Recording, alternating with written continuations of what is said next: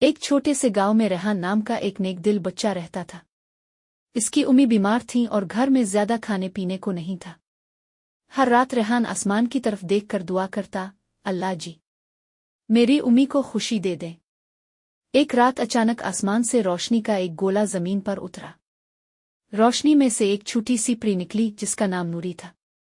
نوری نے مسکرا کر کہا، ریحان، تمہارے دل کی دعا بہت سچی تھی۔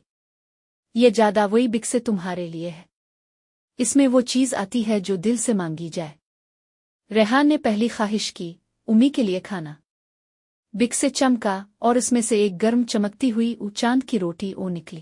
امی نے وہ روٹی کھائی تو ان کی کمزوری دور ہو گئی، چہرے پر روشنی آ گئی اور وہ پیار سے بولیں، بیٹا، یہ تو جیسے کسی دعا کی برکت ہے۔ ریحان ہر رات کسی نہ کسی غریب کے لیے دعا کرتا اور بک سے ہر دعا کو پورا کرتا۔ پھر ایک دن گاؤں میں بڑا اندھیرا چھا گیا۔ گہرے بادلوں نے چاند کو چھپا دیا اور چاند کی روٹی بننا بند ہو گئی۔ بچے پریشان ہو گئے۔ ریحان نے ہمت کی، جادوئی بک سے ہاتھ میں لیا اور بولا، نوری، میں چاہتا ہوں کہ پورے گاؤں میں دوبارہ روشنی آ جائے۔ بک سے چمکا اور آسمان تک ایک روشن لکیر گئی۔ چاند دوبارہ روشن ہو گیا، پورا گاؤں جگمگا اٹھا۔